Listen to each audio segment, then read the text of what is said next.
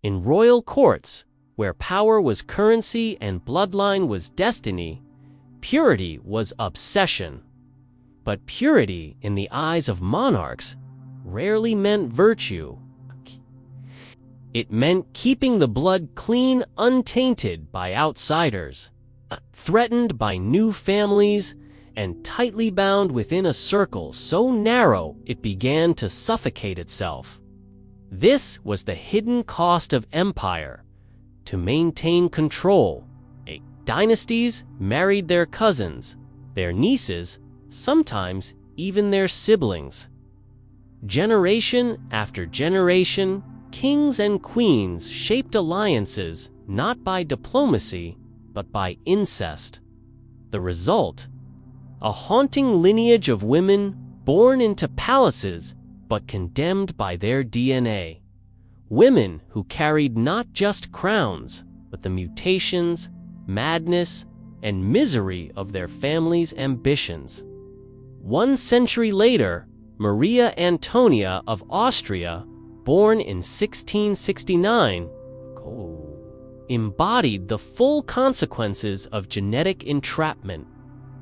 The granddaughter of Emperor Ferdinand III and the niece of King Charles II of Spain.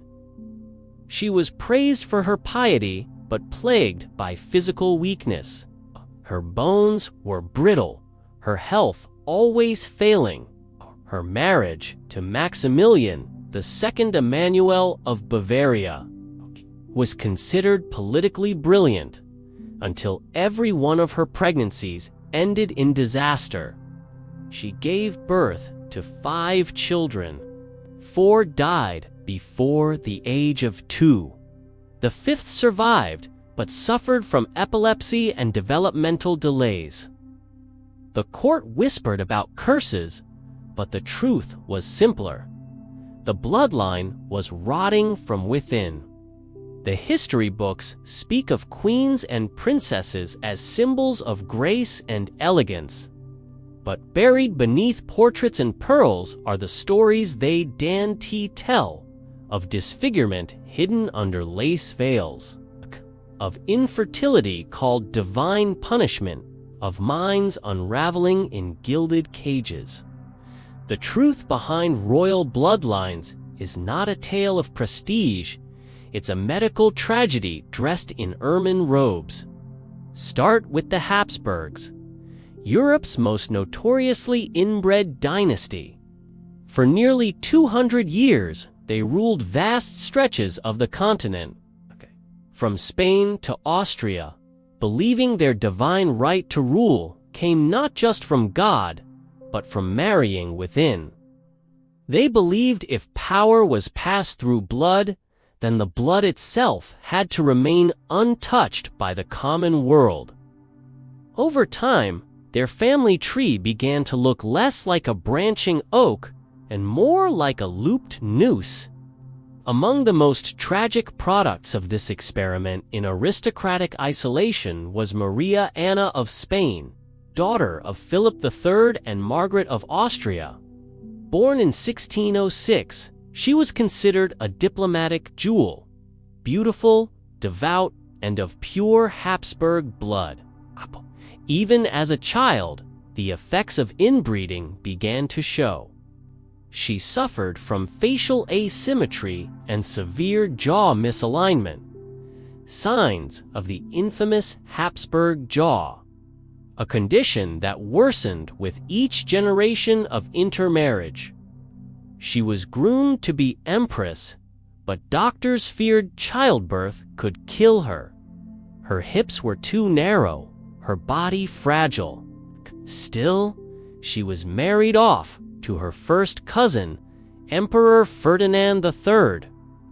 Their children would carry not just their legacy, but the accelerating genetic decay of a family too proud to marry out. Maria Anna's story was not unique. In fact, it was eerily echoed across the Spanish branch of the Habsburgs. 1 century later, Maria Antonia of Austria, born in 1669, embodied the full consequences of genetic entrapment. the granddaughter of Emperor Ferdinand III and the niece of King Charles II of Spain. She was praised for her piety, but plagued by physical weakness. Born in 1479, she was the daughter of Ferdinand and Isabella, the Catholic monarchs who unified Spain. Joanna was intelligent, fluent in multiple languages, and fiercely devout. But even from her teenage years, signs of mental instability surfaced.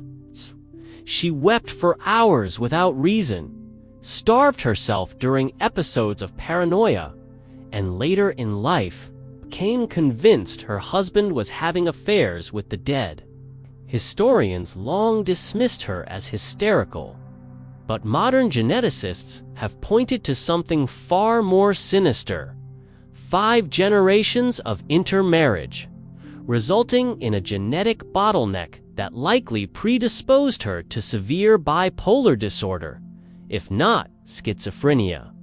Her bones were brittle, her health always failing. Her marriage to Maximilian II Emanuel of Bavaria was considered politically brilliant, until every one of her pregnancies ended in disaster. She gave birth to 5 children. 4 died before the age of 2. The 5th survived, but suffered from epilepsy and developmental delays. The court whispered about curses, but the truth was simpler. The bloodline was rotting from within.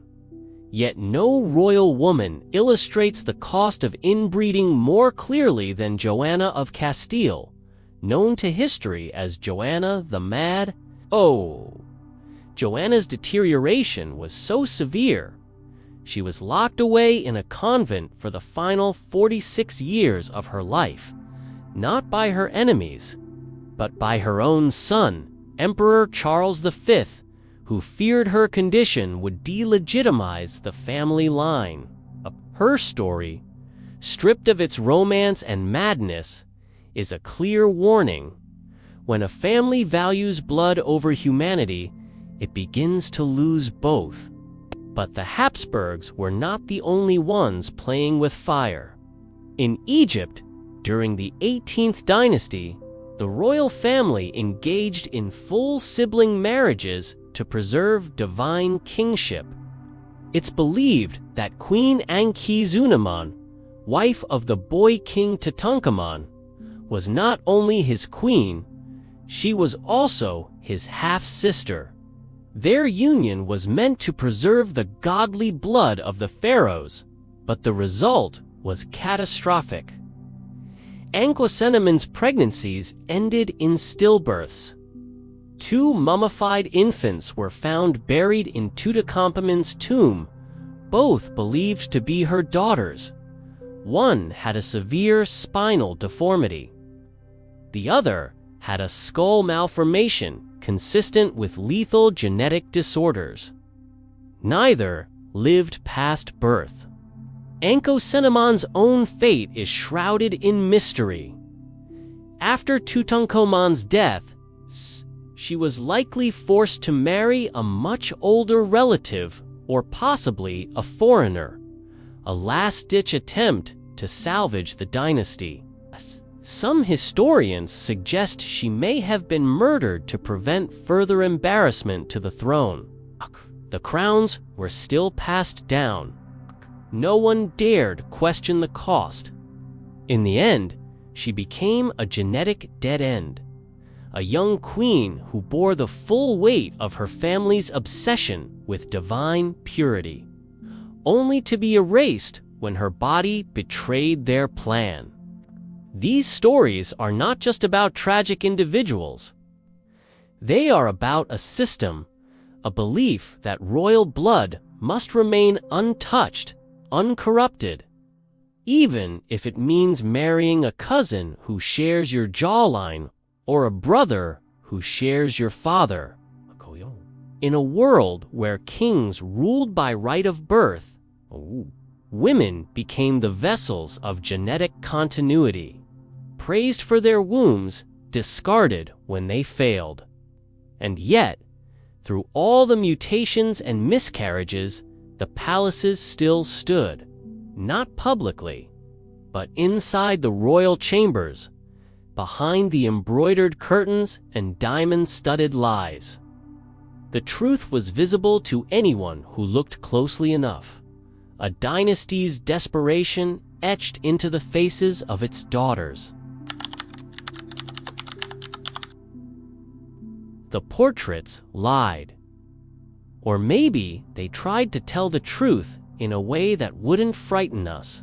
Painstakingly painted by court artists, they smoothed the deformities, idealized the posture, blurred the bulging eyes and slack jaws, all in service of preserving the illusion. But behind the oils and the gold leaf frames stood real women. Women who were breaking. Take Empress Elizabeth of Austria, known as Sissy, whose beauty was legendary across Europe in the 19th century. But few know she too was the product of generations of noble intermarriage. Though not as extreme as the Spanish Habsburgs, her lineage still carried the emotional volatility and neuroticism that often ran through aristocratic veins. Elizabeth became obsessed with maintaining her figure, subsisting on raw milk and orange slices, lacing her waist down to 16 inches and weighing herself 3 times a day. She was terrified of aging, refused to allow portraits after the age of 30, and spent hours each day brushing her hair and measuring her calves. Her journals reveal a woman haunted by self-loathing, not because she wasn't beautiful, but because she could feel herself becoming something she could no longer control. Her court called it eccentricity. Today, we'd likely call it body dysmorphia, layered over severe depression. But in Sissy's time, mental illness in the royal family wasn't discussed. It was painted over, hidden behind diamonds, dismissed as melancholy. When her only son, Crown Prince Rudolph, committed suicide in a murder-suicide pact with his teenage mistress, Elizabeth plunged into a grief so profound she never recovered. She wore black for the rest of her life, wandered the Alps alone, and refused to appear at court. The royal blood that had made her empress also made her prisoner. But if Elizabeth represented the aesthetic mask of aristocratic decay, others had no such protection. Princess Alexandra of Bavaria, born into the Bavarian royal family in 1826, became infamous not for political scandal, but for a delusion so bizarre it would echo through psychological textbooks. As a young woman, she became convinced that she had swallowed a grand piano made of glass, and that any sudden movement might shatter it inside her. This wasn't metaphor, it was her reality. She walked slowly, avoided sitting, and dressed entirely in white to symbolize her fragility. Her court, rather than treating the illness, simply worked around it. No one dared question a princess. After all, the madness of monarchs was not a medical problem, it was a family trait. This belief that the powerful could not be broken, only eccentric, allowed generations of mentally ill royal women to be silenced instead of helped. Their conditions were hidden in journals, burned in fires, rewritten as myths. But the madness didn't stay in one palace. It traveled as royal women were traded like pawns in a chess match between empires. When Princess Charlotte of Belgium married Archduke Maximilian of Austria, she was said to be bright, ambitious, and utterly unprepared for what would happen next. Her husband, manipulated by the French and eager for glory, accepted a doomed offer to become Emperor of Mexico. The couple sailed to the New World, expecting applause and loyalty. What they found was rebellion, betrayal, and eventual execution. Maximilian was shot by firing squad in 1867. Charlotte, watching her empire crumble from afar, returned to Europe and descended into madness so complete she spent the next 60 years in seclusion. She spoke to ghosts, she screamed at paintings. She believed poison had been slipped into every meal. Her royal relatives refused to call it insanity. They said she had retired from public life. She lived in a palace that became a mausoleum, attended by servants trained not to contradict her delusions. She died in 1927, nearly forgotten, a monarch without a kingdom, a woman sacrificed to dynastic ambition. But the damage wasn't always so theatrical. Sometimes it was quiet: chronic illness, stillbirths, neurological disorders. The cost of marrying cousins didn't always erupt in madness. Sometimes it seeped in slowly, killing generation after generation's chances of survival. In the Russian Empire, the Romanovs clung to the myth of divine rule, believing their blood carried God's blessing. But that very blood doomed one of their most famous descendants, Anastasia Nikolaevna, the youngest daughter of Tsar Nicholas II. Though her story is often wrapped in myth and Hollywood fantasy, the truth is far grimmer. Anastasia and her siblings were all born into a family already genetically compromised. Her brother, Tsarevich Alexei, suffered from hemophilia, a blood-clotting disorder passed through Queen Victoria's descendants. Thanks to generations of intermarriage, Anastasia lived in constant fear that a fall or bruise might kill her brother. Her mother, Alexandra, descended from Victoria, became obsessed with spiritual healers and mystics, most notoriously Rasputin, believing only they could save her son. The entire family became isolated, mentally and politically, living in an echo chamber of superstition and delusion while their empire crumbled beneath them. Anastasia's death was neither noble nor peaceful. She was executed in a basement by Bolshevik soldiers, along with her family. But her myth lived on because the truth was unbearable, that a century of inbreeding, secrecy, and denial had led to extinction. Even Queen Victoria, often hailed as the grandmother of Europe, unwittingly spread a deadly legacy. As a carrier of the hemophilia gene, she passed it down to royal houses across the continent. Her daughters and granddaughters married into Germany, Russia, and Spain. The disease followed them like a curse.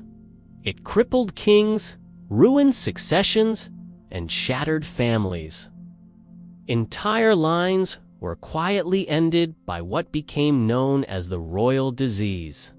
Yet none dared break the pattern, and the women, they were blamed for failed births, hidden away after miscarriages, pressured to produce heirs they could not physically carry. They were reduced to vessels of legacy, and when their bodies failed, history rarely remembered them by name. The irony is devastating. In their obsession with preserving royal purity, monarchies engineered their own biological collapse. The very thing they feared, dilution of power, was not their downfall. It was their refusal to let new blood in, and no one paid a higher price than the women. By the dawn of the 20th century, monarchies across Europe stood like aging statues, still grand, still adorned, but cracking beneath the weight of centuries-old secrets. The royal families had traded fresh alliances for genetic roulette, sacrificing the health of their descendants in a desperate bid to preserve power. But power, it turned out, wasn't passed through blood. It was slowly drained by it, and the women were the first to bleed. The story of Princess Victoria Eugenie of Battenberg, Queen of Spain, is perhaps the final act in this centuries-long tragedy. A granddaughter of Queen Victoria and a known carrier of hemophilia, she was married off to King Alfonso XIII of Spain in 1906, despite warnings from doctors and courtiers. The marriage was a political move, a union between Britain and Spain that promised peace, prestige, and heirs. But what it delivered was heartbreak. Of her 7 children, 4 were boys, 2 had hemophilia, 1 died young. The other lived a short, pain-racked life, requiring constant care. Her husband, blaming her for the curse, became distant and cruel, taking mistresses and humiliating her publicly. Victoria Eugenie became a figure of quiet sorrow, retreating into religious charity while whispers followed her through the palace halls. She had not failed as a queen. She had failed as a breeder. That's how royal women were measured, not by policy, not by power, but by womb. This legacy was not just personal, it was systemic. Across Europe, empires fell like dominoes after World War I, and many royal women found themselves exiled, imprisoned, or simply erased. Their bloodlines had survived wars, revolutions, assassinations, but they couldn't survive themselves. And yet, the obsession with blood didn't die, just shifted shapes. Even in the modern age, remnants of this thinking persist. The British royal family, arguably the most famous dynasty still standing, once relied heavily on intermarriage among noble European cousins. Queen Elizabeth II and Prince Philip were third cousins. Their shared lineage traces back to Queen Victoria, the same genetic bottleneck that produced hemophilia in Tsarevich Alexei. The difference? Modern medicine and shifting norms helped reduce the damage. But the instinct remained. Marry within, preserve the legacy. Behind the pageantry and televised weddings lies the same quiet, generational trauma, miscarriages, hidden illnesses, emotional disorders, whispered about in tabloids, never acknowledged in speeches. Because acknowledging them means acknowledging the system that caused them. But it wasn't just genetics that broke these women. It was the culture built around them. Princess Margaret, sister to Queen Elizabeth II, lived in the shadow of royal expectation. While not a product of the same extreme inbreeding as the Habsburgs or Romanovs, she still bore the weight of dynastic protocol, a weight that crushed her personal life. Forbidden from marrying the man she loved due to his divorced status, she spiraled into depression, alcoholism, and public scandal.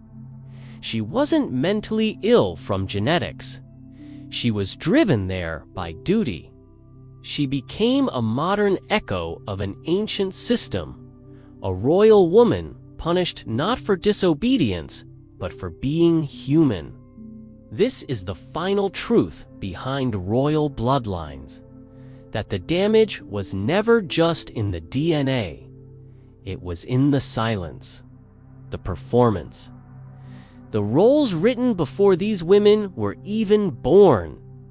They were expected to be symbols of purity, of legacy, of divine order. But symbols don't cry.